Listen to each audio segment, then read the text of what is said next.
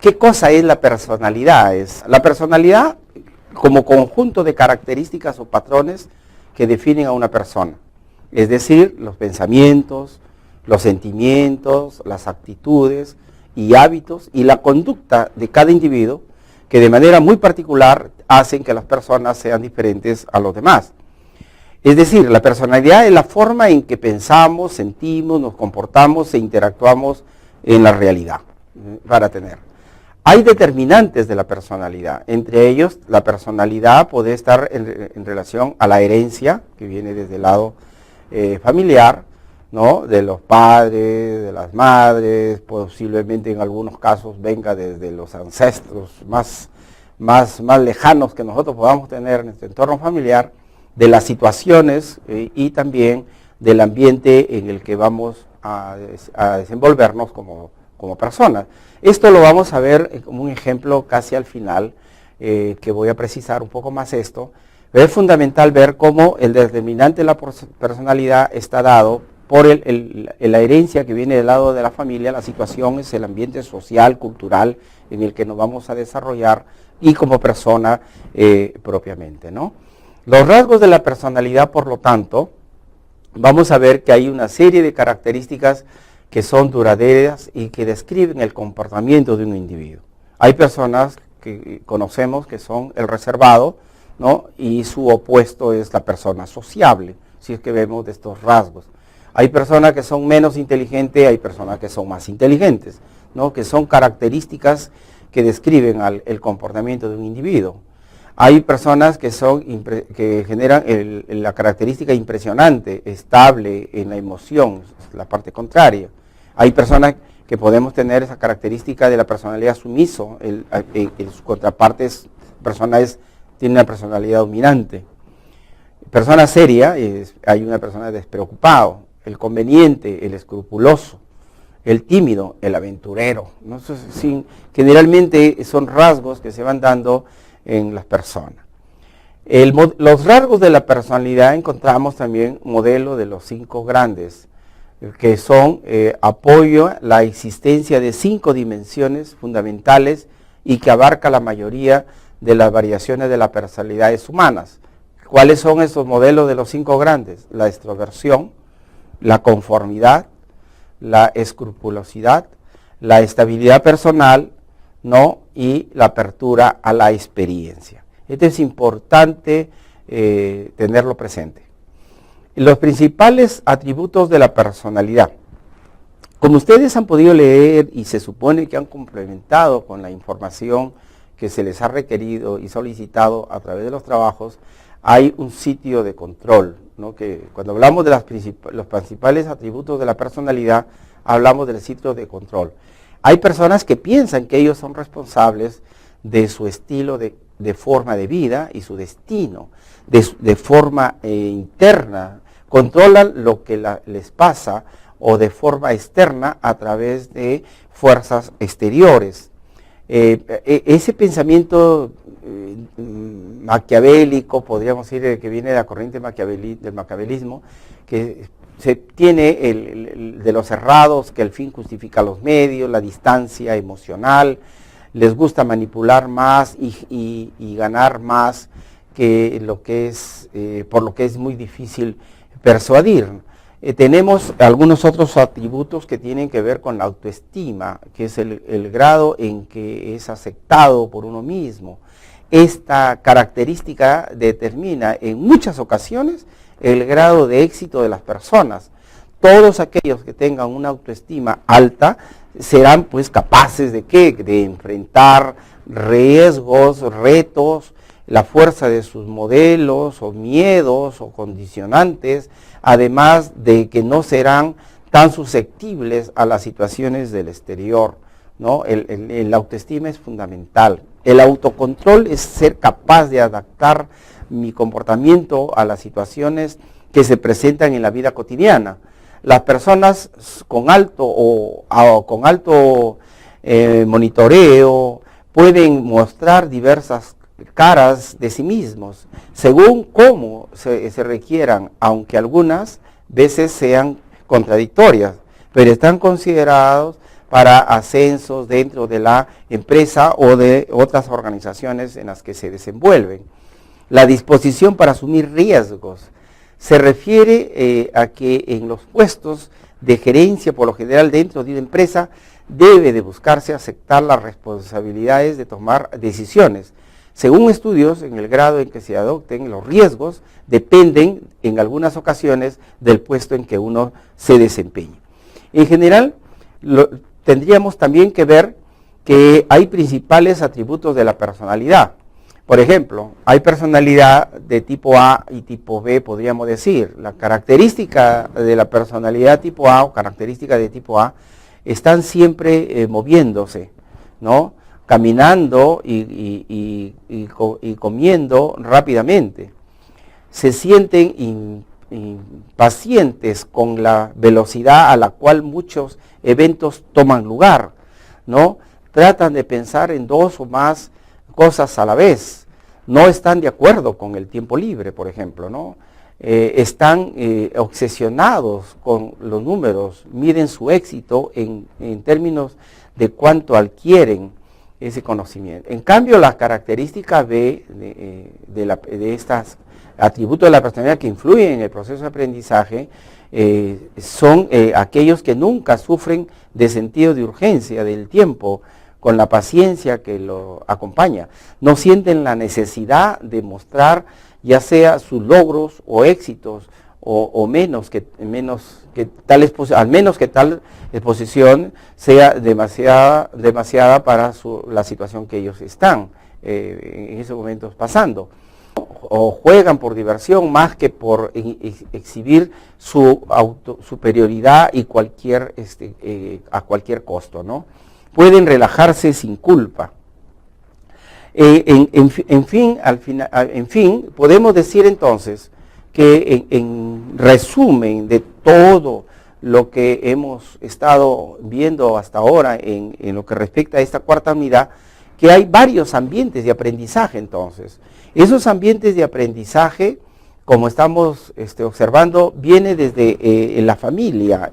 La familia es un ambiente de aprendizaje fundamental, porque viene desde los estilos de vida que vamos teniendo en la relación con nuestros padres, con nuestros hermanos, con la familia, con nuestra familia, ¿no? Al interior, el tipo de padre, el tipo de madre, los modelos que podemos tener, nuestras formas de enseñanza que hemos recibido a partir de ellos, del entorno de nuestra familia, de nuestros abuelos, de nuestros primos, sobrinos, tíos, hermanos. Es decir, la familia también es un nivel de aprendizaje tremendo.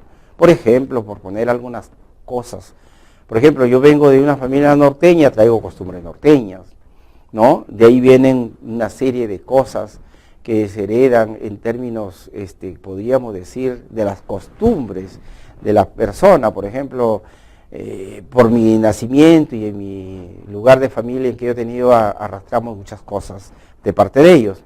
La escuela es otro ambiente de aprendizaje, ¿no? Porque en la escuela interactuamos con chicos ya que vienen de diferentes familias, ¿no? De diferentes niveles sociales, de niveles culturales, de diferentes niveles económicos.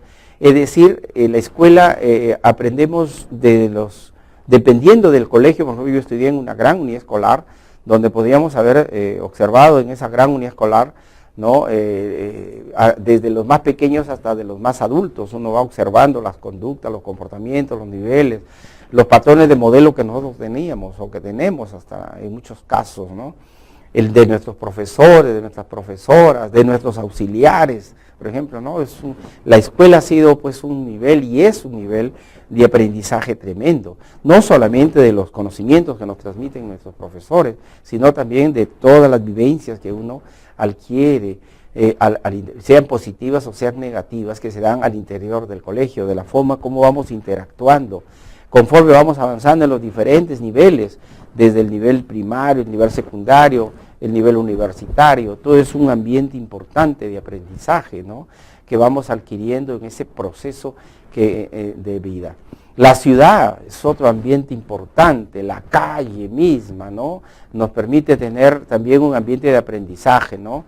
De la ciudad aprendemos muchas cosas, aprendemos a observar cómo se da la delincuencia, por decir la prostitución, los niveles de corrupción, podemos observar la contaminación ambiental que generan los ómnibus, los micros, cómo se conducen los choferes en las calles, por ejemplo, la memorización de las calles, si hay semáforos en algunos lugares, si no lo hay, el tipo de mantenimiento que hay de estos equipos, la señalización en las calles, el desplazamiento de las personas, las urbanizaciones, los niveles de desarrollo que hay entre un pueblo y otro pueblo, entre una calle y otra calle, entre una urbanización y otra urbanización, entre un barrio y otro barrio, entre un distrito y otro distrito. Es decir, la ciudad es un proceso de aprendizaje. La empresa también. La empresa, ¿por qué? Por la relación que uno va teniendo. Por ejemplo, dentro de la organización, la relación que hay entre obreros, entre empleados, entre profesionales, entre técnicos, entre el tipo de modelo organizacional que se desarrolla en la empresa. Es decir, todos los ambientes de aprendizaje también son espacios, y el ciberespacio actualmente también es un ambiente de aprendizaje.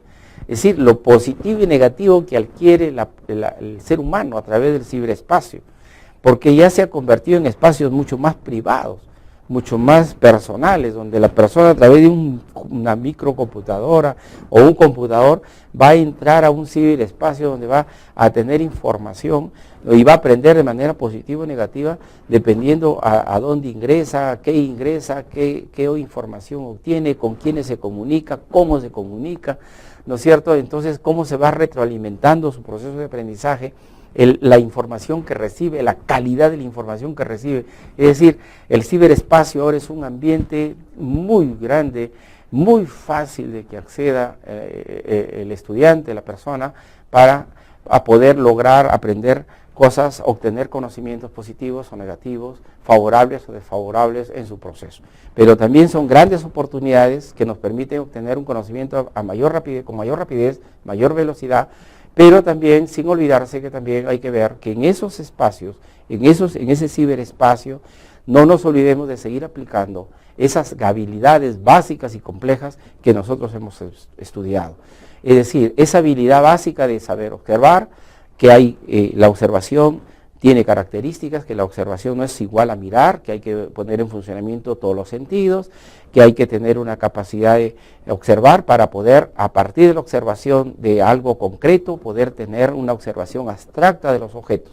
En la medida en que yo me apropie más de las características de un objeto, puedo tener una representación abstracta con un conocimiento o mucho más profundo o menos profundo de algo. En otro ejemplo, si yo quiero estudiar la pobreza, yo quiero estudiar el desempleo, yo quiero estudiar la producción de algo, en la medida en que el conocimiento que yo haya observado, ese conocimiento de manera concreta me va a servir porque voy a tener una representación abstracta o de profundidad o de superficialidad o muy superficial con respecto a ese tema que me interesa estudiar. Es importante entonces que manejemos esas habilidades básicas. Porque si yo no puedo o no he observado bien un tema de investigación o un problema que me interese conocer, entonces no voy a poder establecer relaciones de comparación, es decir, ver semejanzas y diferencias. Y si no he hecho un buen proceso de comparación y de observación, no voy a poder establecer relaciones. Y al no poder establecer relaciones, no voy a poder clasificar. Y si no clasifico, no relaciono, no comparo y no observo, entonces no voy a poder describir.